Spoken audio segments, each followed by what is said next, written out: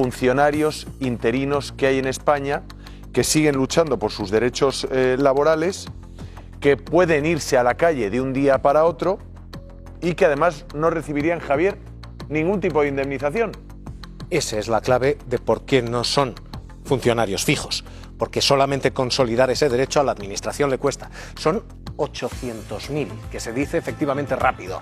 Y vamos a echarle un vistazo porque las dos grandes empresas de trabajo temporal en este país se llaman Sanidad y Educación. Esas son las dos grandes empresas de trabajo temporal en España. Las dos que debían sostener en esta pandemia el estado del bienestar. Esto es lo que tenemos, trabajadores interinos que debieran ser trabajadores temporales y contratados por cuestiones de urgencia y que llevan 15, 20 y 25 años en sus puestos de trabajo. Estas son las cifras, échenle un vistazo. Hay en España 2.578.000 empleados públicos, 800.000 son interinos. Insisto, literalmente, gente que debía haber sido contratada por razones de urgencia y que no puede ser trabajadora estructural. Bueno, pues 800.000 con antigüedades de hasta 15, 20 años. Lo que están viendo es la distribución de estos interinos por todo el Estado y todas las administraciones recurren a ellos. Hay 81.000 en la Administración Central del Estado, pero es que hay 210.000 en las autonomías y 310.000 en los ayuntamientos. Si echan una cifra, casi el 16% de los trabajadores del Estado, 16, son interinos, 14% interinos y 53% de los ayuntamientos interinos. Súmenles a estos esta cifra que están viendo, trabajadores temporales, definidos como temporales y que muchas veces entran también en esta categoría de interinos. Decimos interinos cuando en realidad lo que debiéramos decir es interinas, porque en la mayoría de ocasiones el 70% son mujeres con 15 años de antigüedad o más. Esta es la interinidad. 15 años desempeñando el puesto de trabajo y todavía no han podido consolidar esa plaza fija. 70% mujeres. El 92%, 9 de cada 10 de esas plazas en fraude de ley. Vamos a echarle un vistazo porque este es el reparto, pero si vemos estos dos sectores, educación y sanidad, vemos dónde está el problema del Estado. En materia de educación, el 80% de las plantillas son profesores interinos, sin una plaza fija consolidada. Solo el 20% de ellos lo tienen, especialmente grave en la docencia e investigación universitaria, donde oficialmente solo se recoge un 3% de interinos. Oficialmente se dice solo un 3% de esas plazas están en interinidad. Pero si le echan un vistazo, lo que ocurre es que hay muchos trabajadores que llevan en esa plaza, muchos profesores universitarios que llevan en esas plazas años y años y años, tantos años que el 60% del profesorado universitario y de los investigadores universitarios son contratos temporales, que no tienen derecho a indemnización si son despedidos mañana y que no pueden tampoco consolidar su plaza. Esta es ahora mismo la gran empresa temporal de este país. La universidad, la educación en general, pero es que la otra es la medicina. 82% de las plantillas, 82% son plazas temporales, son plazas interinas. Solamente el 18% de la plantilla es fija. Este ahora mismo es el tamaño de una administración que teóricamente debiera recurrir a esto solamente para situaciones de extrema urgencia. De hecho, esto es lo que dice literalmente la ley. La ley dice que es personal interino aquel funcionario que por razones expresamente justificadas de necesidad y de urgencia se le nombra para el desempeño propio de tareas muy concretas que no pueden desempeñar los funcionarios. Esto es lo que dice la ley. ¿Qué dice la realidad? Que están haciendo todas esas labores y que el 92% de los interinos, insisto, 9 de cada 10, se encuentran en situación de fraude de ley. Están sin contrato fijo, desempeñando labores de contrato fijo. Joaquín, 800.000 del 2,5 millones que tenemos. en fraude de ley. Vente, Javier, porque vamos a seguir hablando de este asunto. Recalco, en fraude de ley, contratados a todos los niveles de la administración municipal, autonómico y del Estado. María Álvarez, buenas tardes.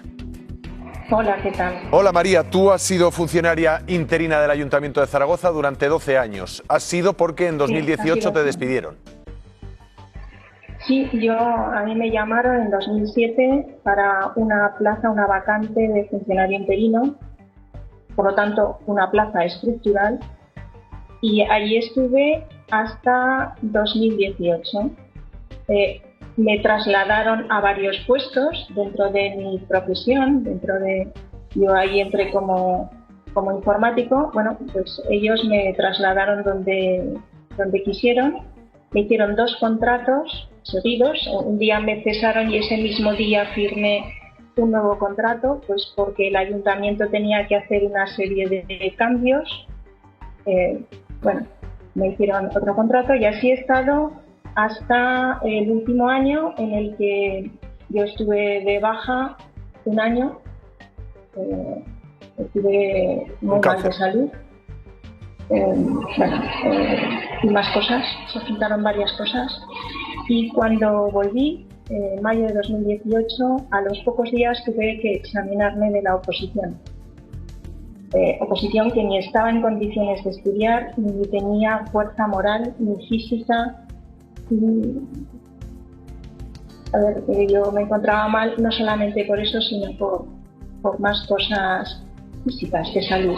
Bueno, tenías una baja. Entonces, María, tú tenías una baja firmada por un médico. Es que pero yo soy interina. ¿Y qué significa? ¿Que los interinos no tenéis derecho a bajas?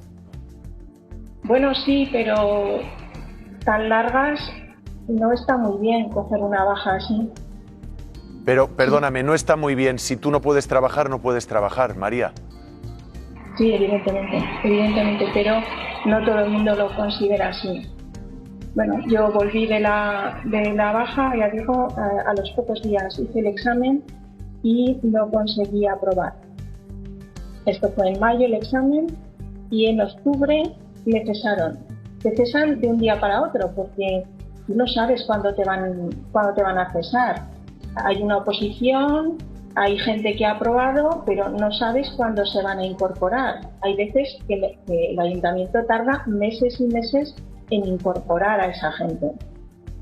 Y te cesan de un día para otro, quiero decir, no pude ni cogerme vacaciones, porque claro, como no te avisan de cuándo te van a cesar, tampoco te puedes coger esas vacaciones. Echan a los interinos veteranos y contratan a otros más jóvenes. ¡Que ojo! Sí. Tú tenías un problema de salud. Entiendo que por eso no pudiste preparar quizá las oposiciones. Más todos los que tienen cargas familiares. Más todos los que están en el desempeño de su trabajo y no pueden prepararlas y sí pueden hacerlo, pues oye, pues ¿por qué no decirlo? Los chavales jóvenes que tienen el hábito del estudio, que tampoco tienen aquellos que llevan 12 años como tú, o 15, o 20, o 25 en el ejercicio de esa labor profesional. Claro, es que os sentís claramente perjudicados. Además, nunca en todos estos años, desde 2003, que fue cuando convocaron mi oposición por la que yo entré de interina, desde entonces no han vuelto a convocar, hasta 2018 nunca convocaron. Es decir, no nos permitieron en tantos años, en 15 años, que 15 años son muchos, y más Exacto. para una persona que tenga que estudiar. ¿No os dieron esa oportunidad? Consolidar. ¿Perdón? ¿No os dieron la oportunidad de consolidar vuestro puesto de trabajo? No. Y ahora pues tengo 57 años, soy mujer, informático, a mí no me va a contratar nadie. De hecho, llevo 2 años en el paro, ya más de 2 años en el paro, ya se me ha agotado el paro, no tengo prestación. Bueno, voy a solicitar un subsidio para ver si me corresponde, si consideran que pueden dármelo, pero vamos, serían 400 euros. No tengo familia, no tengo recursos, tengo 10 años por delante para la edad de jubilación, estamos en medio de una crisis económica y pandémica sin precedentes, sin esperanza de nuevo contrato, con una hipoteca, No sé, además un piso de protección oficial que para venderlo tiene sus problemas. Sí. Bueno, pero si lo vendes te quedas sin techo, claro, es que eso tampoco es la solución. Es un problema muy importante. No solamente es mi caso, es el caso de muchísimos más. Hay muchas personas de mi edad, más jóvenes, pero yo tengo una edad que es realmente muy conflictiva. A partir de los 50 años y siendo mujer es realmente complicado encontrar trabajo. María. Además, considerando que a mí me cesaron, fui la única persona que cesaron. De todos los que suspendieron, que estaban interinos. No, tú tienes la sensación de que te cesaron porque tu baja médica había sido demasiado prolongada, a pesar de que podías justificarlo. No lo sé por qué fue. Pero fue muy curioso porque había muchas plazas vacantes. O sea, se quedaron sin cubrir muchas plazas que no se sacaron a oposición ni nada, porque todo el sistema de interinos es algo que tiene... Toda esta problemática de las interinidades es muy compleja, tiene un montón de aristas. Daría para un programa entero. María, te agradezco mucho. Pero quiero decir una cosa, sí. Que los interinos, se lo digo a los políticos, a todos esos que yo he solicitado hablar con ellos, a políticos, a sindicatos, a jefes de personal. Les digo que estamos unidos, que los interinos ya estamos formando, y de hecho ya están formadas asociaciones incluso a nivel nacional. CTPS es una asociación estupenda, que hay gente que ya nos está apoyando, que tenemos abogados entregados como Javier Arauz, que hay que agradecer. Pues María, ¿me vas a permitir que le salude a Javier? ¿Te parece bien?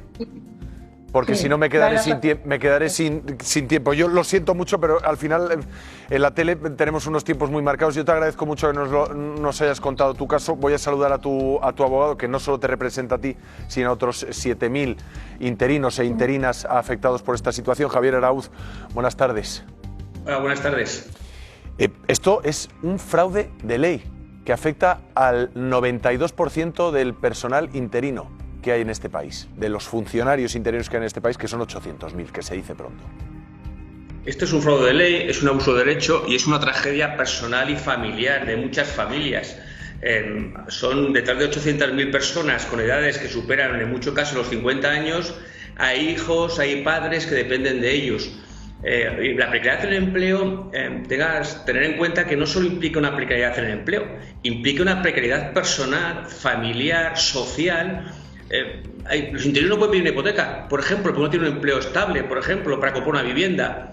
Pero además, detrás de la precariedad también hay otra cosa que es mucho más perversa, que es el abuso de la autoridad al trabajador.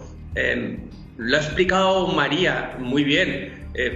Es el miedo el que te obliga a incorporarte al trabajo aunque no estés todavía sana. Es el miedo el que te obliga a hacer lo que te dicen las autoridades administrativas, porque si no te amenazan con un despido que en España, en el sector público, es prácticamente libre y gratuito. Es decir, el abuso es también abuso interno, ¿no? Abuso de los empresarios. Precisamente por eso Europa no quiere empleo precario, por las dos razones que he explicado anteriormente. Y apunto a un dato más que a lo mejor se os ha olvidado. Mirar, los interinos, los temporales, son los que atienden los servicios públicos esenciales de este país. Es decir, están situados en aquellos servicios que son esenciales para que el país funcione. Os pongo unos ejemplos que a lo mejor son reveladores. Por ejemplo, ¿en sanidad dónde están?